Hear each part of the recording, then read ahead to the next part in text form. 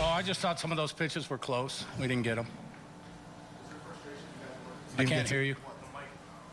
Was there frustration that you weren't able to get an appeal on Bautista's check swing? Yeah. I wanted to get an appeal there, but I couldn't get anybody's attention because the crowd was so loud. And you know, if those things linger, you're never going to get the call. So. Sam? Ned, in that inning, you had one of the 1,000 decisions. Can you walk us through what went into letting Volquez face Encarnacion with the bases? Who? Encarnacion. With the bases loaded there. Oh, I thought he still had good stuff. You know, we had Herrera there. They hadn't scored. You know, Eddie's fastball had all kinds of life. We were looking for, we were looking for a double play ball. Quite frankly, with all the movement on, we just didn't get it. And if I can follow up, was the pitches that you thought were close, was it the two ball fours then, Bautista and Yes. Encarnacion? Yes. Yeah. I thought the pitch to Bautista was definitely a strike, and I thought we had a chance on him swinging, but we couldn't get anybody's attention on it. And then the one to Encarnacion probably could have gone either way. We just didn't get the call there. Another question? Andy again? Sal is right next to the umpire. Shouldn't the umpire have his ears open trying to hear Sal appeal for that? Sal wasn't trying to appeal for it. It was too loud for me to hear what they were talking about. Okay. I mean, I'm not a mind reader. I don't know what they were talking about. We were trying to get their attention to get them to appeal it. I don't know if he was arguing the pitch. I don't know what he was talking about. Who else? Manolo? Over here. Ned, what do you think was the biggest difference between the Estrada of the other day and Estrada of today? Today was, I mean, he was absolutely dynamite. He didn't miss spots. His changeup was fantastic. You know, he just didn't give us anything to hit.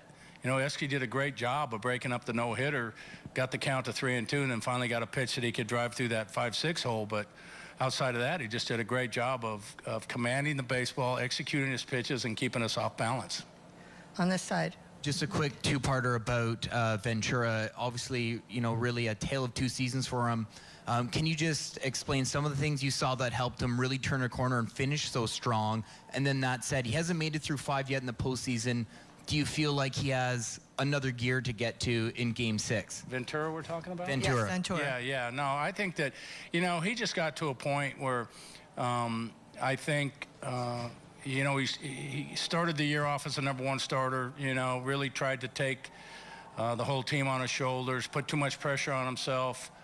Finally got to a point where we sent him down. Vargy got hurt. He came back the very next day and, you know, started climbing back to where he was. It was just, you know, time for him to get his confidence back. And I think Johnny Cueto coming and Eddie's influence have helped him a lot, being a young pitcher, developing and getting his confidence back.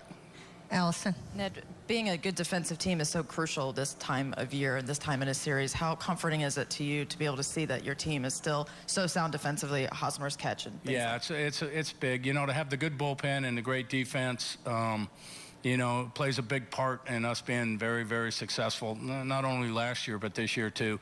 You know, we can stop rallies with defense. Our pitchers have confidence knowing that they can pitch to contact because we can make plays defensively.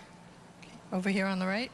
Ned, you still have the edge going home with the lead in this series. How do you think the series is poised after the swings between today's game and yesterday's game? Well, again, you know, we knew it was going to be a tough series. But after winning the first 2 games, in reality, your goal is to come to Toronto and in, you know, kind of a foreign environment and a hostile environment and at least win 1. Then you get to go home and win 1 there, and the series is over. Now we're going back to a place where we're completely comfortable. That's why home field advantage was so important to us. We really wanted to play 4 games in our park, and we're taking a 3 game to 2 lead back to where we are comfortable and back to our home fans that support us and are fantastic.